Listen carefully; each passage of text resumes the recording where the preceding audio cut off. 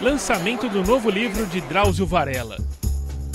Loja da Companhia das Letras na Livraria Cultura do Conjunto Nacional em São Paulo. Fila comprida por autógrafos e por uma palavrinha do autor, mesmo que rápida. Vale a pena? Por quê? Porque é o humanismo em pessoa, o ser humano acreditando no ser humano. Apesar de muitas evidências que as pessoas dizem contrário. Escrever, para quem gosta de escrever, é um prazer insubstituível. A televisão é outra coisa, interessante, você fala para milhões de pessoas, mas é um ato rápido, né? Você está diante da câmera, você falou e aquilo desapareceu já, né? Uma televisão muito mais etérea, o livro fica, né? O livro você passa meses, anos escrevendo, vendo detalhes, trocando uma palavra aqui, acertando um parágrafo ali. E tem um momento da escrita em que você tem uma alegria tão grande, que é o momento em que você acha que ficou bom. Você ficou bom, ficou melhor do que eu esperava. E você fica feliz quando isso acontece. E é uma felicidade que se obteve sozinho, porque você, para obter felicidade, você tem que ter um espaço, tem que estar num ambiente, com pessoas, não é? É muito difícil ser atacado pela felicidade quando você está sozinho. E quem escreve tem essa sensação. Lógico que depois, se as pessoas lerem e gostarem, vai ser melhor. Mas não é... Na hora que você acabou de escrever, ninguém leu ainda. E isso só te dá uma alegria muito grande. Essa sensação é insubstituível. Eu não conheço nada que proporcione um bem-estar assim com você mesmo tão intenso. O Carandiru, por exemplo, que foi o meu primeiro livro, né? O Carandiru tem um estilo seco completamente, é uma narrativa, não tem adjetivos, não tem... O narrador sou eu mesmo, está narrado na primeira pessoa, mas esse narrador tentava ficar completamente neutro, o que não é fácil, lógico que não, e acho que até impossível, mas eu tentei me aproximar da imparcialidade, do limite da imparcialidade mesmo. E esse livro é diferente hoje, porque esse livro, agora o Carandiru tinha 10 anos na detenção, agora tem 23 anos frequentando cadeias. E eu também amadureci um pouco como escritor e como homem também, né? E acho que para entrar nesse tema, discutir essa questão dos funcionários da cadeia, etc., era importante que eu também me posicionasse.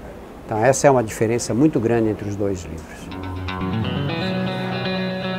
Eu li muito numa certa fase da vida, até o vestibular. Depois fiz medicina dando aula em cursinho, e aí não tinha tempo de ler nada. Eu acho que na adolescência, assim, a minha influência mais forte foi o Machado de Assis.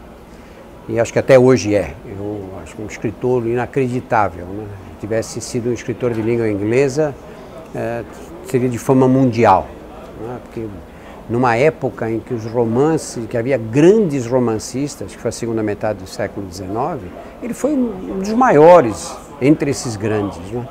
E até hoje eu tenho o Machado de Assis como uma referência muito importante. Eu gosto muito dos russos também.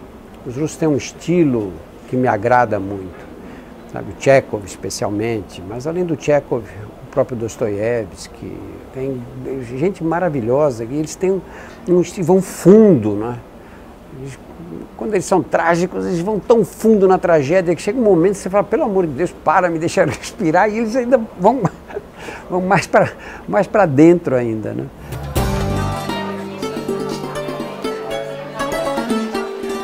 Eu acho que essa coisa de você convencer as pessoas, você convence as pessoas pela lógica, né? Eu acho que quando você está escrevendo um livro, você não pode pensar nisso. Você não pode pensar qual vai ser a finalidade da escrita. Você tem que pensar o que você quer dizer e dizer aquilo da forma mais clara possível. Eu não gosto de ler livros que eu não consigo entender o que o autor quer dizer. Não sei se ele está falando do presente, do passado, do futuro. Se ele está falando de um homem ou de uma mulher. Se ele está falando... quando fico confuso, não consigo entender, que eu sou obrigado a voltar 3 vezes para ver se eu entendo, eu me sinto burro. Eu não gosto de me sentir burro. Eu tenho dificuldade com autores assim. E deu perder gente que escreve muito bem e tudo, e escreve nesse tipo de estilo. Mas tem tanta coisa que eu gosto de ler e que gostaria de ler, não consegui ainda, que eu dou preferência aos que escrevem no estilo mais claro. Como você pega a informação científica e transforma essa informação numa linguagem clara, que as pessoas sejam capazes de entender, sem perder a precisão, sabe? Sem prejudicar a qualidade da informação. Eu acho que esse é o desafio que os educadores, de um modo geral, têm, não é? Como é que você pega essa informação? Como é que você fala para presos? Tem que usar uma linguagem.